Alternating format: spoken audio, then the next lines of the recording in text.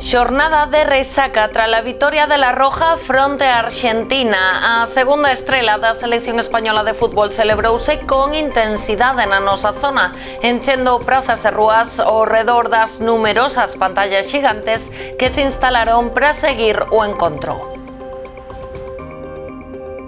Que tal? Moi boa noite. Repasamos outras novas do día en titulares. Movilizados os bombeiros dos parques comarcais do Barbanza por dous incendios. Un acontecía esta mañá nun bar de Olveira, mentres que outro obrigou a desaloxar un inmoble en Rianxo de madrugada. Concello de Pontevedra, 11 propietarios de Campo Longo asinaron un convenio para avanzar na modernización e expansión da zona. O acordo permitirá instalar unha nova rede de servizos. Polémica pola instalación da estación de bicicletas eléctricas da Pobra nas inmediacións da Torre de Bermúdez. Barbanza Arousa estuda modificacións para reducir o impacto sobre o patrimonio. O Atlantic Fest despídese con éxito de Vilagarcía. Frank Ferdinand, Tudor Cinema Club, Los Planetas ou Nacho Vegas arrasaron entre o público. O Big Sound bateu todas as expectativas no seu segundo ano en Pontevedra. O festival acadou os 36.000 asistentes e deixou un impacto económico de 19,5 millóns de euros. Estamos nas novas do día, comezamos.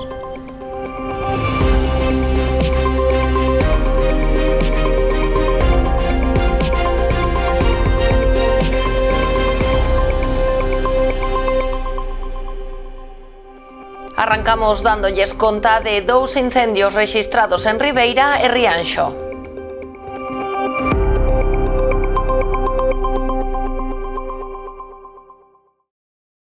Os bombeiros de Ribeira sofocaron esta mañá un incendio orixinado no cadro eléctrico dun establecemento hostaleiro en Olveira, na estrada de acceso ás dunas.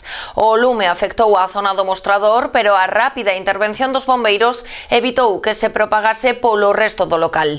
Non foi o único incendio urbano rexistrado nas últimas horas, xa que o lume iniciado a pasada madrugada nunha cambota obrigou a desaloxar un edificio na rúa José Manuel Brea Segade, en Rianxo. Tan só o ocupante da terceira planta, onde se orixinaron as lapas, tivo que ser atendido por intoxicación de fume, aínda que o resto dos residentes no edificio foron evacuados tamén por precaución. Tras sofocar o lume, procederon a ventilar o inmoble na súa totalidade para que os veciños puideran volver aos seus domicilios. No operativo participaron tamén dotacións da Policía Local, Protección Civil e da Garda Civil de Rianxo. Levamos 40 anos entrando na túa casa, instalando os teus soños e coñecendo o teu nome. Fomos a túa tenda de confianza con outros nomes e hoxe evolucionamos para darche moito máis. Agora somos Mi Electro, mesmo equipo, mesma confianza e a experiencia de sempre coa forza dos mellores. Ven a descubrir a tecnoloxía máis avanzada co trato de toda a vida. Os de sempre, agora máis fortes que nunca. Agardámoste. Desaconsellado o baño na praia de Canelas, en Vilagarcía. O Concello tomou esta medida despois de recibir unha notificación de contaminación, advertindo da presencia de E. coli por riba dos límites admisibles. Axentes de Protección Civil procederon esta mañá a colocar os correspondentes cartéis no areal. Ademais, dende o Goberno local lamentan que aínda recibirán hoxe unha notificación baseada nunha análise das augas que se realizou o pasado mércores. Por iso, volven reclamar que se habilite outro método máis eficiente e eficaz para comunicar estes resultados. No caso de Canelas, as mostras de augas foron tomadas o mércores da semana pasada. Segundo a documentación facilitada pola propia Xunta, a análise comezou o xoves e non concluiu ata o venres 17. Cando aquela trasladou o resultado, eran algo máis das 3 da tarde, coas oficinas municipais xa pechadas. Polo tanto, esa notificación non foi recibida de forma efectiva ata hoxe, luns 20. Así, lamentan dende o Concello que, como xa sucedeu hai un par de semanas co preguntoiro, é probable que cando se está advertindo a poboación de que non debe bañarse en Canelas, xo episodio de contaminación pasou. Concello de Pontevedra, a ONCE e os propietarios do polígono de Campo Longo asinaron esta mañá un convenio que supón un importante paso adiante no desenvolvemento urbano desta zona. Con este acordo permítese a instalación dun tramo de colectores de rede de sumidoiros e pluviais en terreos destinados a viarios dentro do solo urbano non consolidado deste espazo. Así, o convenio permitirá urbanizar por completo o perímetro da antiga propiedade da ONCE, un terreo de máis de 3 hectáreas. A actuación contempla a creación dunha servidume gratuita e permanente para a rede soterrada. Pola súa banda, a ONCE abrirá unha nova rúa perimetral que facilitará o acceso tanto peonil como rodado a equipamentos como o seu centro de recursos educativos, o Centro Sur, o Centro de Emprego da Fundación Xoán 23 e o Instituto Torrente Ballester. No marco do convenio, os propietarios de Campo Longo comprometéronse a ceder algo máis de 1000 metros cadrados para a urbanización desta nova vía. Segundo apuntou o alcalde pontevedrés, as obras arrancarán mañá 21 de xullo. Está previsto que finalicen en marzo de 2027. Por esa futura urbanización de Campo Longo se van a pasar todos os servicios necesarios para que a urbanización da ONCE quede completada. A partir de aí, que se fará o antes posible, xa se podrá construir a promoción de vivenda, que son sobre unhas 200 e pico vivendas que están previstas na ONCE. Y creo que es un proyecto importante, sobre todo para crear valor a toda esa zona y dar una ampliación importante a esta ciudad que de verdad está creciendo y está mejorando día tras día. Creo que forma parte de la historia de Pontevedra, el Colegio de Orcejos, y queremos seguir aquí haciendo lo que hemos hecho siempre, que es cultivar en las mejores condiciones la capacidad de las personas ciegas para que tengan un futuro mejor. Pontevedra ha colaborado siempre con esa idea, con ese compromiso, y vamos a seguir igual.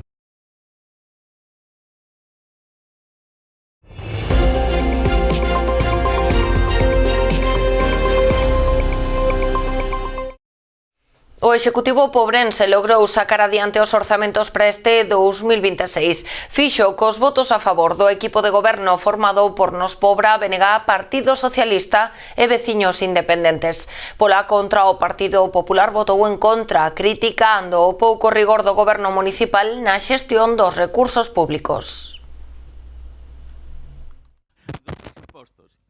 A ausencia por enfermidade dun dos edís do equipo de goberno, o concelleiro Xosé Lois Piñeiro de Nos Pobra fixo que fora necesario o voto de calidade do alcalde Xosé Carlos Vidal para lograr sacar adiante o orzamento municipal para este ano 2026, que se achega aos 10,5 millóns de euros. Durante a sesión, o goberno destacou a importancia do documento que marca a liña de acción dun goberno. Un dos documentos máis importantes marca, digamos, a liña de acción dun goberno e ademais tamén permite realizar as accións que se pretenden desenvolver dotando dos créditos necesarios. A mí gustaríame destacar deste presuposto que ascende a 10.560.637,14 euros, que é un presuposto que, en primeiro lugar, non sube impostos aos veciños, é dicir, moita carga financeira que depois irei explicando de certos servicios que se prestan non se repercute na veciñanza, é dicir, as asume o Concello facendo, digamos, maniobra contable para que os veciños non teñan unha carga impositiva demasiado grande. Síguense prestando servicios, non hai un solo servicio que non se preste os que xa se viñan prestando polas diferentes concellerías, e ademais seguimos reducendo a débeda municipal, o cal nos dá moito marxen en caso de que nun futuro se precisara utilizar. O PP votou en contra do orzamento. Segundo eles, o documento reflicte a nefasta xestión do equipo de goberno, unha dinámica que se veu repetindo ao longo do mandato e que provocou que fose necesario activar o plan económico financiero. Y lo que refleja es lo mismo que vienen reflejando todos estos últimos años. Son ustedes la corporación que peor gestiona los recursos públicos. Somos los que por vecino tenemos un coste más elevado. Somos los que a nivel de inversión no somos los últimos, pero estamos por debajo de la media, Y la realidad es que después de esa inversión que ustedes ponen, pues mucha de ella al final no se ejecuta, como de ejemplos tenemos de inversiones de hace 8 años, de hace 6 años, de hace 5 años que están sin ejecutar. Creo que realmente eso es un ejemplo de cómo gestionan ustedes las cosas y de su prioridad. Y creo que, es decir, con la información que tenemos, y a pesar de que cuando requerimos información y datos no nos los facilitan, creo que queda en evidencia que realmente hacen ustedes malabarismos para presumir incluso de aquello que no hacen, porque parece que está todo bien, hemos gestionado todo perfectamente, y resulta que los presupuestos los traemos en una época ya con más de medio año, con casi 3/4 partes del año ejecutadas, y sobre todo, oye, tan buenos son que hemos tenido que aprobar un plan económico financiero. Estou indo continuamente o tema do PEF, eu creo que xa quedou aquí moi claro, eu creo que o PP sabe perfectamente porque bueno, pois hai un PEF activo, o PEF é únicamente un instrumento de corrección que os concellos pois deben activar tras incumplir algunha regra fiscal, e é verdade que este concello pois no ano 2024 a hora de gastar o remanente o fixo dunha forma incorrecta. Eso si o recoñecemos, é algo que evidentemente que está aí, utilizámolo pois gran parte na partida de gastos cando tiña que ser na de inversións. Pero, bueno, isto non quere decir que a situación financiera do Concello sexa mala, non? Mais ben todo o contrario. O barrio de Mollabao e os seus veciños foron hoxe os protagonistas dunha das mocións que se tratou no Pleno Municipal de Pontevedra. Foi o PSOE quen a presentou buscando a integración plena desta zona na trama urbana, aproveitando a reforma prevista na rúa Rosalía de Castro. A iniciativa dos socialistas contou co voto favorable de BNG e PP. E, en definitiva, ter un barrio máis amable, máis humanizado e con estándares de calidade similares aos do resto da cidade. A moción entendo que non debería ter ningún tipo de pliegue, xurde dos veciños e veciñas, xurde das súas demandas, xurde do que nos trasladan como representantes seus neste pleno e, por tanto, aínda que sexa traída polo Partido Socialista, espero que sexa aprobada por unanimidade e que os tres grupos podamos traballar para mellorar todas estas demandas e para facer realidade todos estes ollos dos veciños e veciñas de Mollabao. Xa lle transmitimos á Asociación de Veciños, estamos negociando a compra do antigo transformador, un elemento único da arquitectura industrial. Tamén se iniciaron os contactos para a compra da finca de Malvar, e se redactou o proxecto para a renaturalización da chamada parcela dos circos, no cal se seguiron os criterios de deseño marcados por Costas do Estado. Tamén se tratou na presentación do proxecto da rúa Rosalía de Castro os sentidos de circulación da rúa Simón Bolívar, cuestión que xa está traballando os servizos técnicos do Concello, e da posible transformación da rúa do Raxado en plataforma única. Unha proposta coa que compartimos o fondo, as formas e tamén a análise da necesidade urxente de intervir no barrio de Mollabao, un barrio que, na opinión do Partido Popular, leva demasiados anos sendo esquecido e maltratado polo goberno local. Un barrio que exemplifica como ningún o que sempre decimos no Partido Popular, é a triste realidade dun modelo de cidade que é desigual, que é injusto e que é asimétrico, onde lamentablemente non se tratan por igual a todos os pontevedreses e as pontevedresas. O debate plenario asistiu un grupo de representantes dos veciños de Mollabao que seguiu as intervencións en pé para amosar o descontento veciñal din coa falta de actuación e compromiso por parte do goberno local. Tras a aprobación da moción, a asociación asegurou valorar positivamente que todos os grupos coincidiran na necesidade de actuar no barrio e de dar resposta ás carencias que arrastran dende hai décadas. Así as cousas agardan que as boas palabras se traduzan en compromisos, prazos e actuacións concretas.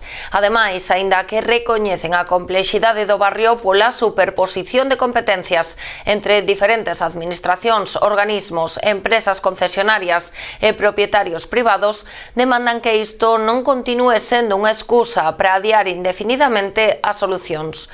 E conclúen que levan preto de 3 décadas sentíndose desamparados. Agora agardan que a reforma da rúa Rosalía de Castro sirva para romper esta tendencia.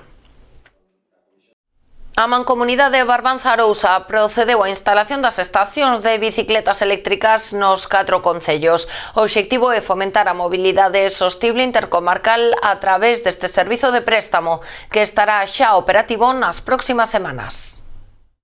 Finalizada a instalación das estacións de préstamo e recarga das bicicletas eléctricas nos 4 concellos de Barbanza Arousa.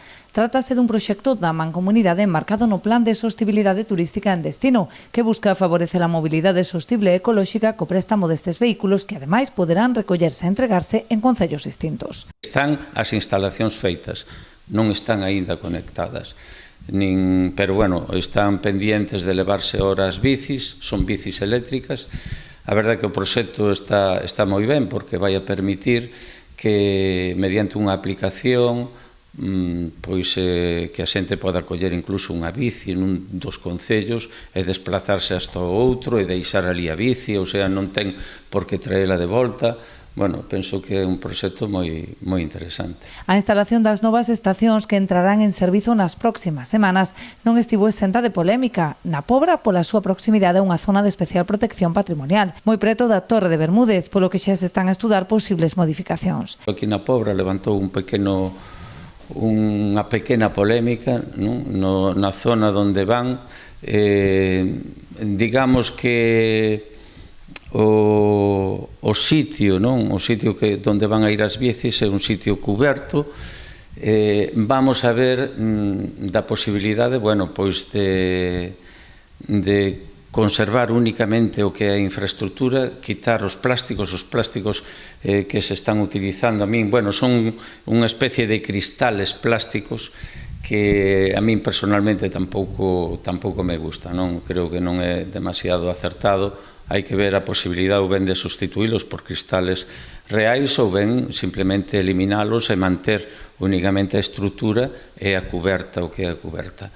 A marxe da sustitución ou retirada destes elementos non se descarta a busca dun emprazamento alternativo que non afee a contorna protexida. Podemos ver a posibilidade, bueno, pois de estudiar un emplazamento un poquinho diferente. De momento están nunha zona determinada, pero bueno, é algo que digamos que non é totalmente obrigatorio que estean aí, non? 2.800 contratacións impulsadas dende a Deputación de Pontevedra a través da liña de activación de emprego do Plan Máis Provincia e o balance realizado dende o Goberno provincial. Segundo o presidente Luís López, esta iniciativa supuxo un investimento de 33,5 millóns de euros nestes 3 anos de mandato. O plan de activación, a contratación de persoas desempregadas, fixo que se contrataran 2.800 persoas cun orzamento de 33,5 millóns de euros.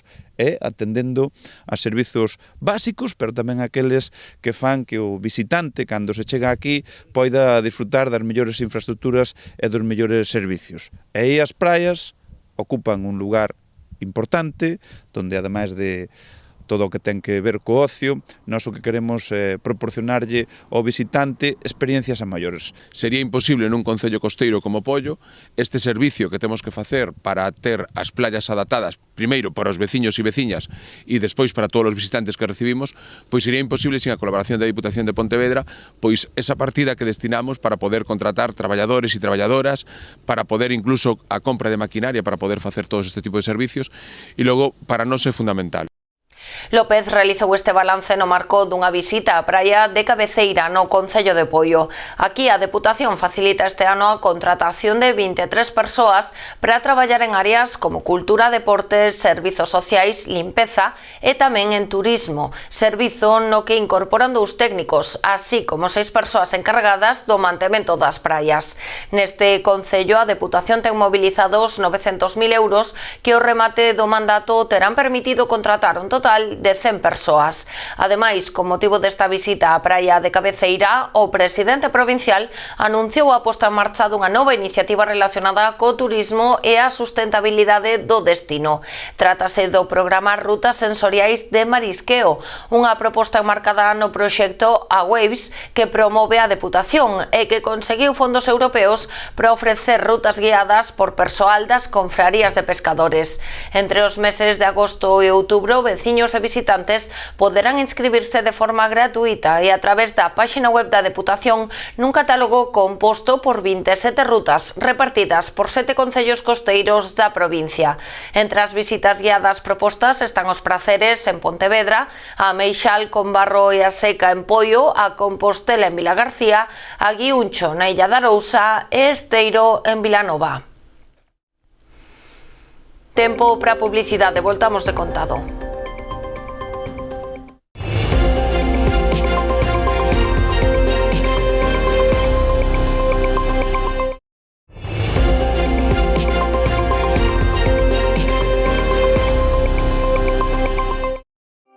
Rianxo quenta motores para a festa da Xouba, a exaltación gastronómica máis importante do municipio que cada ano reúne a miles de visitantes. Aínda que os actos centrais terán lugar o sábado 25 de xullo coa degustación no Campo de Arriba, o programa festivo arranca xa este mércores 22. As celebracións coincidirán o igual que en anteriores anos coa Feira do Libro, que comezará o xoves co pregón a cargo do escritor Anxo Angueira. Ademais de presentacións literarias, haberá espectáculos familiares, música, teatro e divulgación científica. A reitora da Universidade de Santiago de Compostela será a pregoeira das festas de verán de Ribeira. O Concello elixiu a Rosa Crujeiras, veciña de Artes, para inaugurar as celebracións. Pretende así recoñecer o seu esforzo e dedicación para lograr converterse na primeira muller en liderar a institución educativa máis importante de toda Galicia nos seus máis de 500 anos de historia. O pregón terá lugar o mércores 29 de xullo ás 9:30 dende a Praza do Concello e dará inicio a 5 días de celebracións cun programa festivo de primeiro nivel. A artesanía xa enche a Praza da Ferrería de Pontevedra. Ata o 2 de agosto ali pódese visitar unha nova edición da Feira Chalana. 15 expositores danlle forma a este mercado que acada a súa 18ª edición. A proposta reúne na cidade o mellor da artesanía galega e mesmo creadores chegados de outros puntos de España. Busca chegar á cidadanía proxectos de pequenos comercios e emprendedores. A oferta inclúe pezas de téxtil, cerámica, coiro, xoguetes, instrumentos musicais tradicionais, pintura, macramé ou xoiaría. Entre as opcións que podemos atopar na feira, bolsos, cintos, libretas, cosmética natural, elaboracións a base de aloe vera ou mesmo agasallos personalizados. Os postos da Chalana están abertos en horario de mañá de 11 a 2 e pola tarde entre as 7 e as 10:30. Esta feira enmárcase dentro da programación das festas de verán do Concello de Pontevedra. Este sábado 25 de xullo o aparcadoiro do campo de fútbol do Terrón en Vilanova volverá a acoller o Bivalvos Fest. Na súa segunda edición a cita contará co DJ e produtor musical José de las Heras, un dos artistas máis relevantes do panorama da música urbana. Xunto a él estarán outros nomes como Esquiniz, Borja Solla, Sote, Alex Mochales ou Luceta. Está previsto que as actuacións comecen ás 11 da noite. A entrada é totalmente gratuita. Invitar a todo el mundo desde aquí bueno, tanto de Vilanova como de la contorna, que nos visiten el próximo sábado. Agradecer también a las instituciones, es un evento totalmente gratuito, así que nada, esperamos que sea todo un éxito el próximo sábado y que pues esta iniciativa Bivalvos Fest pues se mantenga en el tiempo y que sea un éxito rotundo, vaya. Bueno, encantados de poder acoller outro ano máis este festival que xa se está convertindo nun clásico dos veráns de Vilanova e como vedes a oferta é moi variada e collen todos os xéneros, todos os tipos de música e nos encantados e por suposto convidar a todos os veciños e os dos concellos veciños para que participen e para que veñan a disfrutar desta festa. Vai ser un acto, de verdad, moi importante porque é a segunda edición do Bivalvos Fest e, bueno, tamén é unha, quero dicir que é entrada gratuita, non se cobra entrada, pode vir todo o mundo a disfrutar. 25 de julio, 11 da noite, Vilanova vai ser o epicentro do que todos os DJs máis importantes non dos alnees nin da provincia de España van a estar concentrados aquí nesta esplanada do Terrón.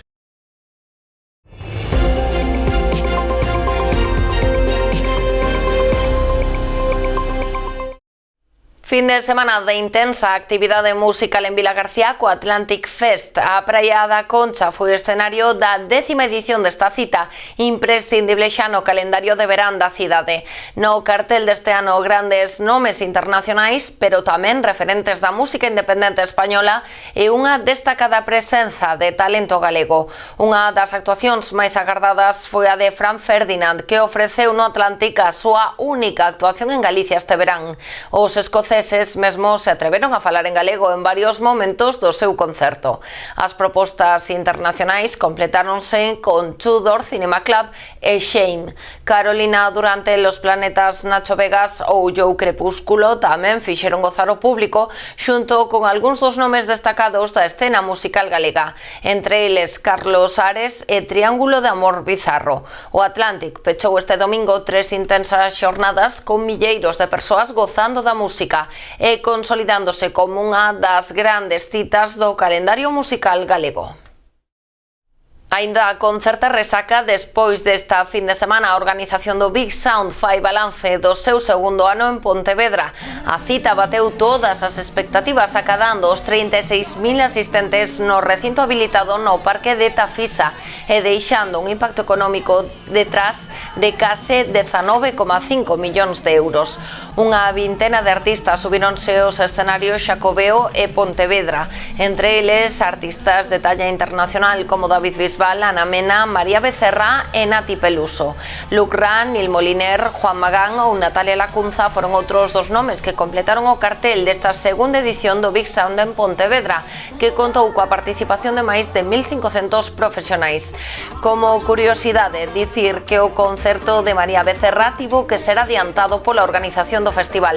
Nada máis rematar a súa actuación o sábado en Pontevedra, a artista argentina colleu un avión privado para chegar a tempo a Nova York. Alí foi a encargada de interpretar o himno do seu país ao inicio do partido que enfrontou a España con Argentina na final do Mundial de Fútbol. Encontro que lle valeu a segunda estrela a La Roja. E que onte a selección española fíxonos vibrar coa súa conquista. Na nosa contorna a final do Mundial viviuse como se merece, con intensidade e con moita emoción. Un destes puntos foi a Alameda de Pontevedra. Como xa fixera nos partidos anteriores, a Deputación instalou 2 pantallas para que todos os afeccionados da cidade puideran desfrutar o grande do encontro entre España e Argentina. Centos de persoas seguiron o partido e celebraron cada xogada de La Roja. Como non podía ser de outro xeito, o gol de Ferran Torres no minuto 106 desataba a loucura. Outro punto que deixou unha estampa curiosa atopámola en Ribadumia. Aquí os veciños celebraron a vitoria e a segunda estrela da selección española cunha procesión futbolística. Tampouco a comarca do Barbanza foi allea á celebración do triunfo da selección. Nas casas, nos bares e mesmo nas rúas, onde moitos concellos instalaron tamén pantallas xigantes para poder seguir o partido, como é o caso de Ribeira Noia ou Rianxo, festexouse por todo o alto a segunda España. O gol de Ferran Torres na prórroga foi un estalido de xúbilo que se repetiu coa subida ao final e máis tarde cando Rodri, o capitán da Roja, levantou tamén a Copa do Mundo. Unhas celebracións que non quedaron aí e que se prolongaron por toda a noite nunha xornada que quedará xa para a historia. Durante a retransmisión do partido a comarca tivo tamén especial protagonismo, xa que a xogadora e agora comentarista durante o Mundial Vero Boquete aludiu aos municipios en toda España que estaban de festa coincidindo coa final, mencionando a festa da Adorna de Ribeira e que se fixo rapidamente viral. Ata aquí chegou a edición deste luns 20 de xullo das Novas do Día. Voltamos mañá con máis actualidade. Sexan felices.